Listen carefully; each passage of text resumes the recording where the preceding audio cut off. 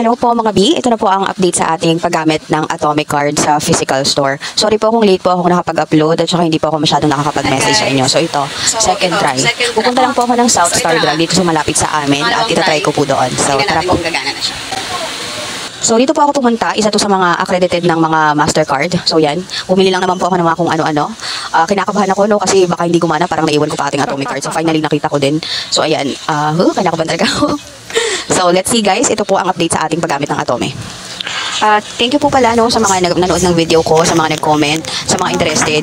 Sa ating mga mamshi po, alam ko makakatulong to kasi extra budget. Alam niyo yun, yung ang hirap kasing manghiram ka sa tao, may tubo, ganon. At least meron tayong budget na pwedeng gamitin tapos hindi na tayo lalapit sa tao basta updated lang tayong magbayad. At kung mapapansin nyo po no, paggamit ko ng Atome, they ask me ng pin code. So laging naas ng pin no.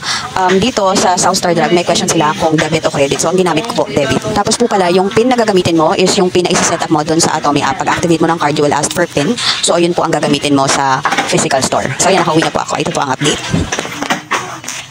Hi guys! So ito na nga, nakauwi na ako galing doon sa South Star Drug. So doon ko tinry kasi nag-accept sila ng Mastercard. So, kita nyo naman sa video, gumana siya guys. So ito. Pumilang naman ako ng ito, mula. Like, kung ano ang bili ko. So yan. Basta yan. So, gumana po siya. Finally, no? Ito.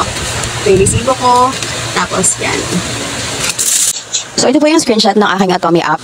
So, yan po yung proof na talagang nagamit ko siya sa physical store. So, 3 beses ko na po siyang nagamit. Una sa may Lazada, pangalawa dun sa may South Star Drug, at saka pangatlo dun sa may Shopee. So, sabi, 40 days, 0% interest. So, hindi pa po ako nakaka 40 days, no? Kakatry ko lang. So, kapag nagbayad po ako, I will share some videos po para may idea rin kayo kung paano magbayad at saka kung saan pwedeng magbayad. So, at saka meron din pala po silang pay later ng 3-6 months, ganon. So, hindi ko pa yun nagagawa at hindi ko pa kasi planong gawin pa kasi yun yung may mga interest. So, for now, I will maximize the 40 days.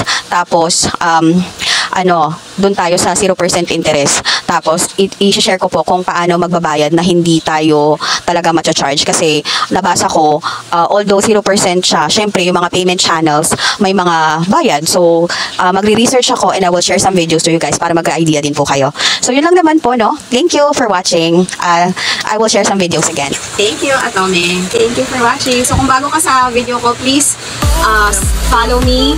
Tapos, comment, like, and share. Yun lang. Thank you. Bye-bye.